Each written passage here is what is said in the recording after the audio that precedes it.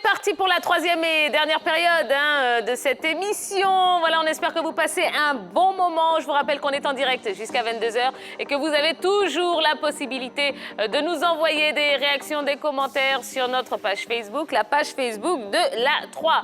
Et comme on est en direct, eh bien, les informations également tombent au fur et à mesure. Et là, information de dernière minute, Sadio Mané a été testé positif à la Covid-19. Et oui, c'est pas terrible, n'est-ce pas, Henri Jo? Surtout avec cette fenêtre FIFA qui va s'ouvrir au niveau des sélections où Sadio Mané doit venir avec son équipe, le Sénégal, pour essayer d'être en forme. Avant, bien sûr, les éliminatoires qui arrivent, c'est pas une très bonne nouvelle pour l'équipe du Sénégal. Exactement.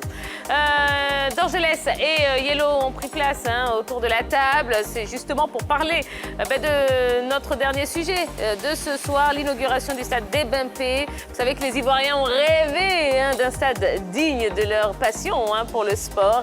Eh bien, c'est désormais une réalité. Ce samedi, le stade de la cité olympique Débempé sera inauguré. Ce samedi 3 octobre 2020, la Côte d'Ivoire va vivre un événement historique. L'inauguration du stade Débempé, le plus grand et le plus moderne du pays. Il aura fallu 46 ans d'attente et 4 années d'études pour voir ce joyau architectural sortir de terre. Le pays dispose désormais d'une enceinte sportive digne. Fruit de la coopération ivoiro-chinoise, Débempé est un stade multifonctionnel pouvant accueillir des matchs de football, de rugby et des compétitions d'athlétisme. D'une capacité de 60 012 places, il a été construit sur une superficie de 20 hectares. Pour sa construction, un investissement de 143 milliards de francs CFA a été fait. 63 milliards de francs CFA pour la partie chinoise et 80 milliards de francs CFA pour l'État de Côte d'Ivoire. Ce samedi, il sera inauguré en présence du président Alassane Ouattara. Au menu de la cérémonie, plusieurs activités dont une course de relais et un alléchant à Sek Mimosa, Africa Sport d'Abidjan. Et pas que. Et justement, nous allons accueillir notre prochaine invitée. Elle est gestionnaire des infrastructures sportives en Côte d'Ivoire. L'Office national des sports est un acteur clé de l'inauguration du stade de la Cité olympique Débempé ce samedi. Recevons sur le plateau de la grande team sa directrice générale, Mariam Koné, épouse Yoda, pour en savoir plus sur cette nouvelle enceinte sportive. Elle doit être une directrice très heureuse après avoir inauguré, je dirais, la piscine d'État de Treichville qui a fait peau neuve. Elle va encore une fois de plus inauguré le stade à Débempé. Voilà, c'est une Bonsoir Madame très heureuse Koné. qui est avec nous. Comment allez-vous? Ça va. Bon, eh bien, on est ravis de vous recevoir sur le plateau. Merci. Alors, dans quel état d'esprit êtes-vous à 24 heures de ce grand événement? Super heureuse. Ouais. Comme tous les Ivoiriens d'ailleurs. Vous l'avez dit tout à l'heure dans votre introduction, la Côte d'Ivoire rêvait d'un stade digne de notre pays. Aujourd'hui, c'est ce fait. Oui. Samedi, tous les Ivoiriens verront que vraiment, ce stade est vraiment la dimension de notre pays. Bon, on imagine qu'il y a quand même une petite pression, quand même. Ah oui, ça, parce que c'est quand même 60 012 places. Alors, une inauguration pour un tel stade, vous comprenez, tous les Ivoiriens seront là, tout le monde a envie de venir. Et cette inauguration se fera en présence de notre président de la République. C'est une grosse dose de stress, des fois. On imagine bien, madame. Alors, quelles sont les caractéristiques de ce stade et en quoi est-il hyper moderne? D'accord. C'est d'abord le stade olympique de Débempé, je l'ai dit tout à l'heure, c'est un stade qui fait 60 012 places. C'est un stade qui a un gazon synthétique, un gazon naturel. Oui. C'est un stade qui a un système d'éclairage avec plusieurs kilowattheures par secteur. Oui. C'est un stade qui a 105 salles et bureaux et salles techniques pour sa gestion quotidienne. C'est un stade qui a un système d'arrosage automatique avec 24 arrosages automatisés, avec une portée de 19,5 mètres d'arrosage. C'est un stade qui a également aussi un système de vidéosurveillance. C'est un stade qui a un système également de photo finish pour les compétitions d'athlétisme. Voilà. C'est un stade également qui a tous les stades nécessaires, en tout cas pour faire une grande compétition d'athlétisme, une compétition de football, une compétition de rugby. Donc aujourd'hui, ce stade en Côte d'Ivoire est capable de recevoir une Coupe d'Afrique, vraie Coupe d'Afrique d'athlétisme, une Coupe d'Afrique de rugby, bon, une CAN, bientôt, voilà. Alors, nous avons reçu le ministre des Sports qui nous disait que c'était un stade qui allait être connecté également. Effectivement, le stade va être connecté, ça sera un stade connecté. Le dossier est en cours, les actions ou les activités qui vont œuvrer pour que cette connectivité soit une réalité est également en cours. Donc ça va être un stade vraiment, un lieu enchanteur en tout cas pour le monde sportif et pour tous ceux également qui voudront venir là, parce qu'après l'inauguration, il y a beaucoup de choses que nous allons faire là pour permettre à l'Ivoirien de s'évader dans cet espace-là. Alors avant de parler de projet, quel est le programme de cette belle cérémonie d'inauguration pour demain? Bon, d'abord pour l'ouverture des portes, c'est à 10h. C'est un stade quand même de 60 000 places, donc nous souhaitons ouvrir les portes du stade à 10h pour permettre à tous les Ivoiriens de venir tranquillement s'installer sans bousculade dans ce stade. Ensuite, le président de la République arrive à 16h, voilà, et tout le cérémonial autour du dévoilement de la plaque, de la coupure du ruban. C'est normal, tous les Ivoiriens qui seront dans ce stade ce jour-là ont envie de voir le président de la République qui va faire un bain de foule pour un. Ensuite, il y a tout ce déroulé qui va aller depuis le coup d'envoi, le match que nous entendons tous, le derby à Sec Africa. Voilà, et puis il y aura également comment on appelle, Momboy qui va faire un spectacle artistique super. Oui. À la fin du match, il aura entre-temps également un relais 4x4 en athlétisme. Et puis à la fin du match, pour l'apothéose, nous aurons un grand feu d'artifice pour vraiment... faudra voir marquer les ce stade. On verra, on avec y ce sera. feu d'artifice, ça sera magnifique. Voilà un peu de façon à ramasser ce que je voudrais vous dire sur le programme. D'accord. Madame Koné, est-ce qu'on a une idée du nom que portera le stade? À souffler que les voix plus j'aurais autorisées. essayé. Voilà. Souffrez, demain vous serez là, vous verrez le nom que portera ce stade. Peut-être D'accord. en off, elle va nous dire en off. Voilà, on va essayer Peut-être pas. d'en savoir un peu plus hors antenne. Alors, le ministre des Sports nous a indiqué que l'ONS sera partie prenante dans la gestion du stade, mais elle ne sera pas seule. Alors, est-ce que vous avez une idée claire de votre rôle dans le dispositif qui sera mis en place? Pour la cérémonie de demain, Pour ou la dans gestion. la gestion du Pour la stade. gestion. Bon, je voudrais vous dire tout de suite que l'Office national, c'est une structure publique qui gère toutes les infrastructures civiles de l'État. Donc, c'est dans ce cadre qu'elle va naturellement gérer ce stade également. Mais vous savez que c'est un stade quand même qui est costaud, c'est un stade de 60 000 places. Et nous allons voir comment nous ferons pour que ce stade-là soit entretenu au quotidien, de telle sorte que... elle dit, mais dans tous les cas, dans les fiches techniques de l'entreprise chinoise qui a fait, on a un stade qui doit normalement durer 50 ans sans problème. Alors, mais pour 50 ans, quand même, il faut l'entretenir.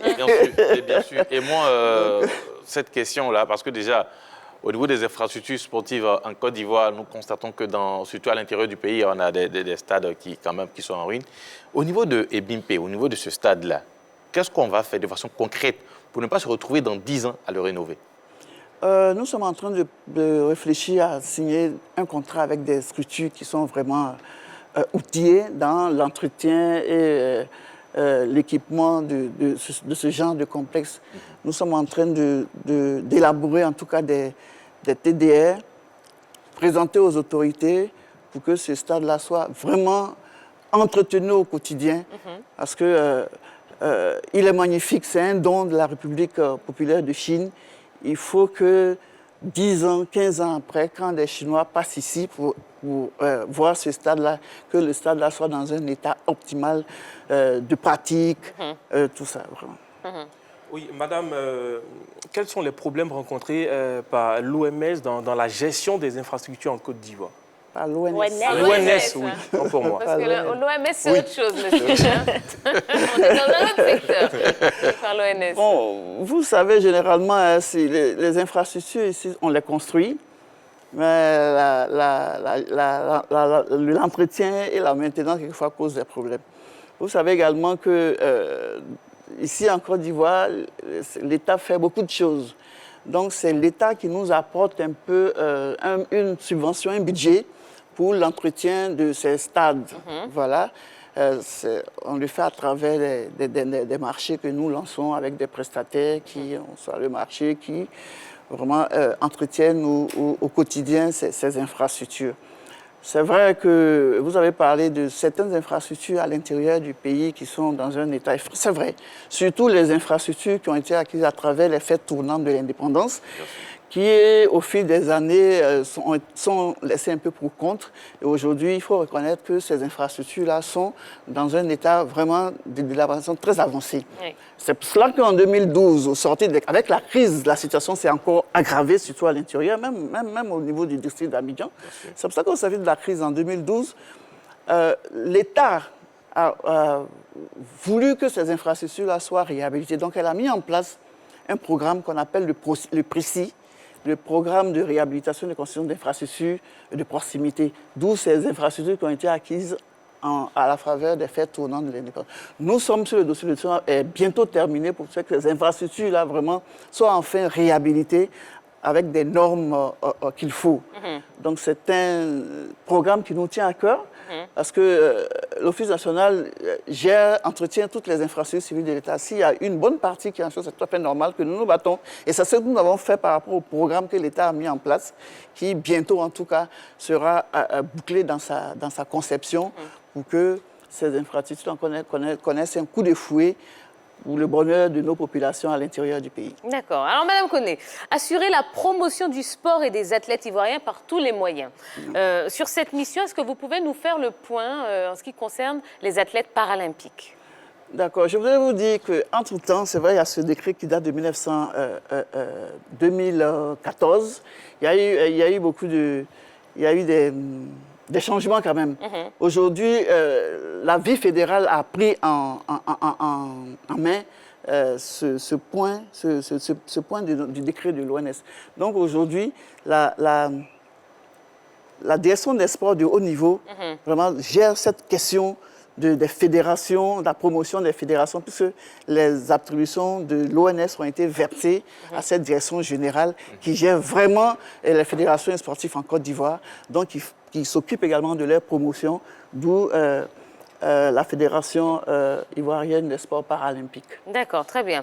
Après Ebimpe et les autres stades de la CAN 2023, est-ce que quelque chose est prévu pour les autres stades du pays? Effectivement, l'État de Côte d'Ivoire s'est donné les moyens de réussir sa CAN, la CAN 2023. C'est pour cela qu'elle a mis en place, en tout cas autorisé, en tout cas ce vaste projet de construction et de réhabilitation d'infrastructures pour la CAN. Alors, nous avons de nouveaux stades qui seront construits, des stades de 20 000 places entièrement couverts. C'est le cas du stade de Yamoussoukro, qui va recevoir un nouveau stade de 20 000 places couverts, avec toutes les normes FIFA. Il y a également le stade de Boaké, qui est le stade de la paix, qui est un stade de 25 000 places, qui passe aujourd'hui à 40 000 places, qui sera entièrement réhabilité, rénové, recouvert aussi également, avec toutes les normes FIFA. Ça fait un deuxième stade. Et puis il y a San Pedro, qui va également recevoir un nouveau stade, 20 000 places comme celui de Yamoussoukro, couvert avec toutes les commodités qui seront dans les normes FIFA également. Et puis nous avons Korogo également, le stade Amadou Bon Koulibaly, déjà baptisé, je voudrais vous le dire. Voilà, 20 000 places également, qui va recevoir aussi le groupe de Korogo avec toutes les normes. À côté de ces stades en construction, vous avez la réhabilitation de terrain ou la construction de terrains d'entraînement. Dans ce projet-là, il y a 24 terrains d'entraînement que l'État de Côte d'Ivoire construit pour les terrains d'entraînement des groupes qui seront dans ces pays. Il y a 24 terrains d'entraînement. Ces terrains d'entraînement, il faut noter que ce sont des terrains qui sont dans les lycées et collèges. De telle sorte qu'après la CAN, nous voudrons voir vraiment dans tous ces lycées et collèges de grandes équipes de football. Comme à l'époque, disons, le football, c'est un sport scolaire.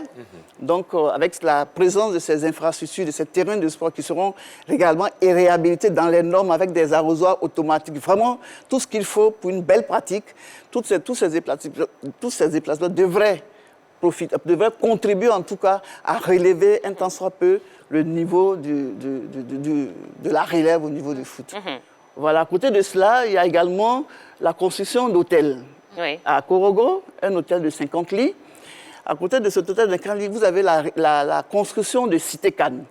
Ce sont des cités de 32 villages chacune. Des villas en 5 pièces, à Korogo, à San Pedro et à Boaké. Étant donné qu'à Yamoussoukro, nous ne souffrons pas de problèmes d'hébergement, il y a beaucoup d'hôtels à Yamoussoukro, c'est pour ça qu'il n'y a pas de cité Cannes. À Abidjan également, nous avons assez de complexes hôteliers. C'est pour cela que nous sommes arrêtés à 3 cités Cannes. Boaké, Korogo et San Pedro.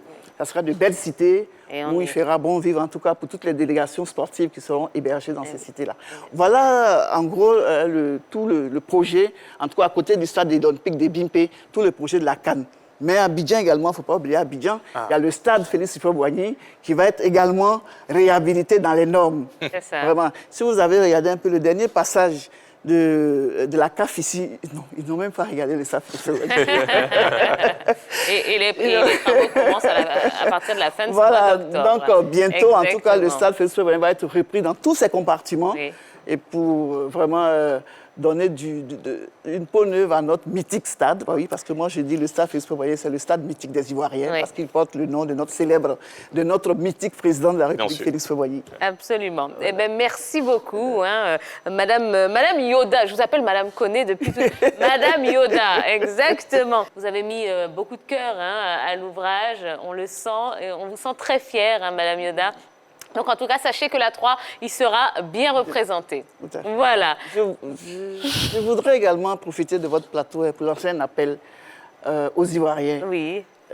Nous avons enfin un stade, comme on l'a dit tout à l'heure, digne de ce nom-là. Chaque Ivoirien qui rentrerait dans ce stade-là soit son propre policier. Eh oui.